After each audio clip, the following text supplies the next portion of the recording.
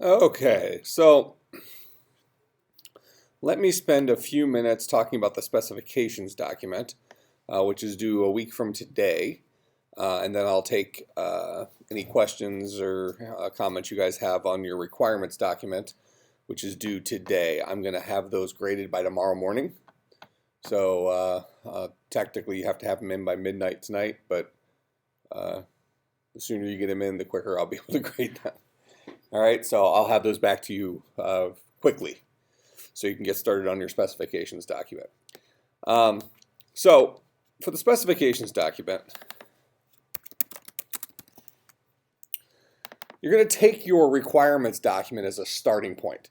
So your requirements document tells you everything that your project must contain, okay? The requirements of the project. What are the features that you must deliver or you intend to deliver? Specifications takes your requirements document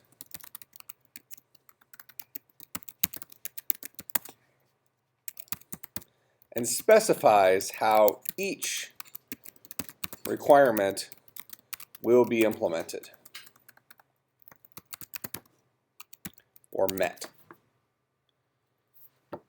Okay, so as an example, let's say that you had in your requirements document that you're going to need a MySQL database and you're going to need a table for users and a table for transactions. Just say something along those lines. In the specifications document, you would take that statement to the next level. You would specifically provide the SQL for creating the table. You would talk about the various functions that you're going to be using for those tables. If you're using MySQL, you would probably decide whether you're going to use internal stored procedures on MySQL, or you're going to write the code for querying the database directly. That could be a decision you make, but that should go into the specifications document, how you intend to interact with that database. Okay? But you should show the database structure. You should show the SQL for creating that database.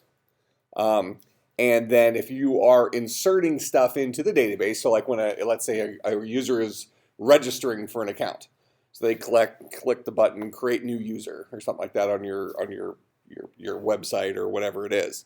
You're going to capture 3 or 4 pieces of information: first name, last name, username, password. Let's just say those 4 pieces of information. Those 4 pieces of information are then going to get inserted into that database. Okay, inserted into the user table of that database. So you would show the insert SQL statement that you would need to do for implementing that portion of the requirement. That is new user creation. Okay? Does that kind of make sense? So you're going to do everything short of actually implementing it, but you are solving large portions of the problem in the specifications document, such that for many of the requirements of your project, you should be able to go to your specifications document and grab things like the create table SQL statement that you made, paste it into the MySQL console, and have it create the table for you. That makes sense? So it's defining the structure of your actual implementation. So it'll take your requirements document and specifies how each requirement will be implemented or met. Kind of an interesting, if you want to use a litmus test on the back end, for those of you who remember, you probably talked about this in the software engineering class. There are automated tools out there that if you provide them with a robust enough specifications document, it will code large portions of your project for you. Okay? So you should be able to hand the specifications document to we'll just say coder, so a person with the correct background to implement your project. Okay, they have to have some sort of knowledge. You're probably not, you can teach somebody how to perform heart surgery, but if you go and pull a kindergartner out and say, okay, here's the specifications document, go, probably not going to be a real successful surgery. So we're assuming that the person who you're going to hand this document to has the necessary skill set to perform it. But this document, so if you hand the specifications document to a coder or an implementer, OR, ER, OR, I think OR, to an implementer, they should be able to paint by number and create your product. Okay, so we can call that in the extreme sense. For you, since for most of us, you are the audience of your specifications document, it's probably going to come up a little bit short of that, because there are some things that you already are juggling in your head that you know you need to do, but the specifications document's kind of keeping you on track. So the requirements document says this is what I will deliver. Specifications document says this is how I will deliver it. But if you are handing that specifications document to a person who's never dealt with the project you're working on, it would need to be extremely detailed. Make sense? That kind of is where I was going with that. There are existing tools out there that if you create your specifications in enough detail, the software engineering tool will write large portions of the program for you. It's built to do that. So if you were writing this for somebody else to implement your project, it would need to be at a level of 10 out of 10 for detail. Since in this case, you are the implementer, and you're also the writer of the specifications document, 10 out of 10 might be overkill. I'm not saying that you shouldn't do that, but there's a point when you're sitting there, if you write something at such a granular level, you actually hurt yourself because you've blurred the problem you're solving. Okay? So since you know that you are creating new user accounts, you wouldn't necessarily say, here are the 13 steps to getting into the MySQL terminal. You might just assume, okay, I'm going to install MySQL following the instructions at this website. Paste link. Make sense? Okay, you've given yourself that reminder of where you need to go as you're painting by number to create your project. Okay, but when I look at these, I'm going to look at them through the, through the lens of it is you who will be reading your own document. So there needs to be enough detail there that if I put myself in your shoes, I'm constantly reminded about the way I'll be implementing the different portions, the way I'll be implementing the requirements. But I won't put myself in the shoes of somebody who knows nothing about this project, who's relying on the specifications document to literally treat them like a 5-year-old. Does that kind of make sense? So solve most of the problems, but the level of detail is probably more like a 7 out of 10 instead of a 10 out of 10. Okay? So better than just the high level. You should get down to the low level for each of the specifications, but not to this tiny little granular level. Because at that point, if you're trying to use your document as a resource, which is its purpose, okay, you want to be able to use your document as you're implementing this, especially for those of you who are working in multiple teams. When you actually go to implement this, you want the document to actually be helpful to you. Not you going back and it's like you're reading stereo instructions, the proverbial stereo instructions. You're looking, okay, I gave myself 750 steps on how to accomplish this little task. Give yourself 5 steps on how to accomplish the task. Just keep yourself in that feature. That makes sense? That way you don't have features or implementation intentions fall through the cracks as you actually move farther down the semester and are working on this project and forget about a technology you're going to do or a requirement you are going to include in the project. That kind of stuff. Okay? So understand that you are the audience for this. Okay. Go ahead. So at that point, as obviously I know when you're doing like the 10 out of 10, you should be able to paste the code in. Is that the same thing for us, or is it like some things we should be able to paste? I would say some things. So, obviously not the big stuff. well, let's say that you are your specifications document is about how to make a lasagna. Okay, you wouldn't teach people how to. If it was a pure specifications document for a different audience, you would teach them how to turn the oven on. You would teach them where to find the pan, all these little details. Okay, for you, since you and only you know where your base understanding is for this, but for you, you might say, okay, get a pan out, preheat oven to 450. You'll just say, I know how to do that. I don't need to include that in my specifications document because it's just filler. Preheating the oven makes sense to me. Okay? So you might say, preheat oven to 450. Get pan out. Buy lasagna noodles or something like that. Brown hamburger meat. You might have like a note under the brown hamburger meat to maybe drain grease or not to drain grease, depending on or drain half the grease, whatever. Things like that, where these are almost like tips you'd be giving somebody to make your recipe of lasagna, just to remind yourself. So think about it from the perspective, if you make lasagnas once in a blue moon, maybe at one time you forgot the ricotta cheese and you liked it better that way. Maybe you put a note in there in your recipe for you, maybe you put a little asterisk next to it, don't use ricotta cheese or something like that, it's better. Okay, so you're almost giving yourself little reminders. So your specifications document would be more like that lasagna recipe for yourself, rather than you giving somebody who's never used an oven the instructions for making that lasagna.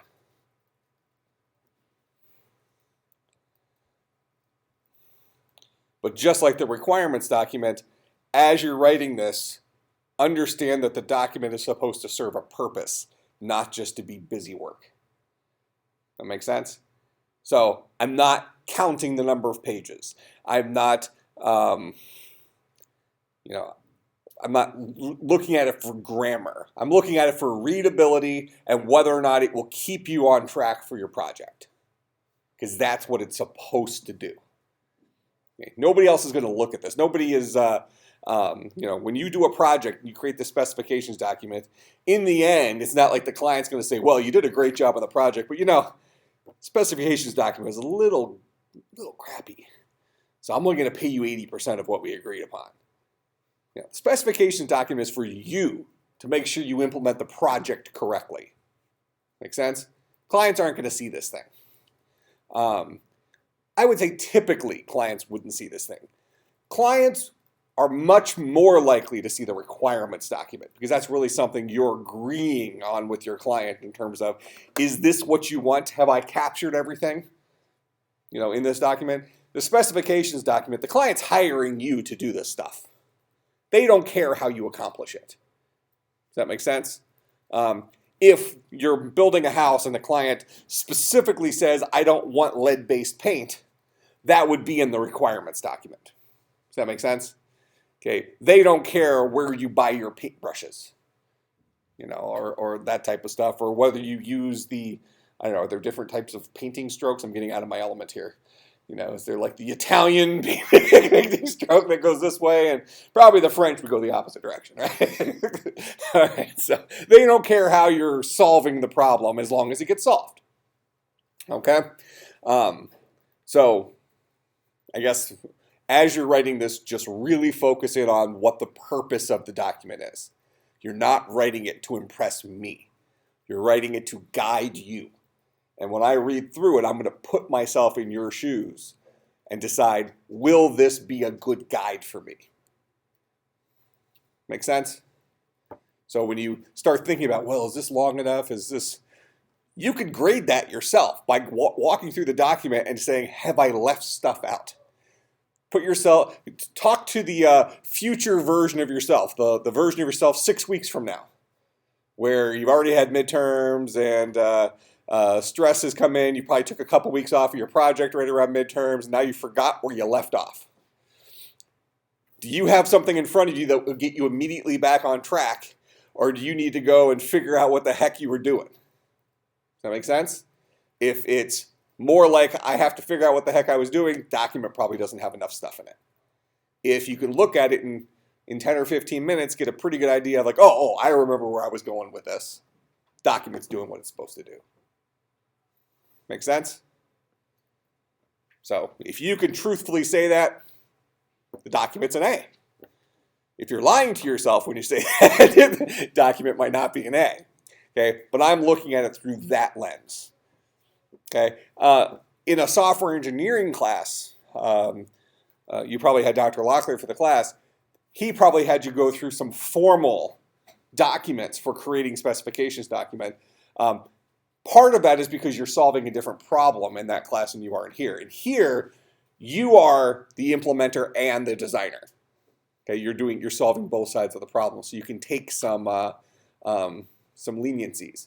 Where if you are a data analyst, so you go out into industry and you're a data analyst where you are the person who solves the problem and then hands it off to another person who actually implements your solution. At that point, you need to be a lot more specific. Does that make sense? And that's why it's important to follow formal templates, industry standards, become familiar with certain tools. So when you're working in group environments, so in the software engineering class, you did at least one group project, I think 2, right? Okay, but whatever, you certainly work in groups. Each person had a role. And dealing with students, you saw what happens. You have 1 or 2 people in the group that are very strong. Then you have another person in the group that tries real hard but isn't really good at anything. And then you have another person in the group who just doesn't show up. And everybody else is having to carry the weight. Well, part of working in groups is making sure you have all your ducks in a row so that the work gets done by somebody. And it's clear what isn't done and what is done. Okay, in this case, you're only letting yourself down. Okay, you're giving yourself the document that says what you need to do. That's why you're solving a little bit different problem, because you are your own audience.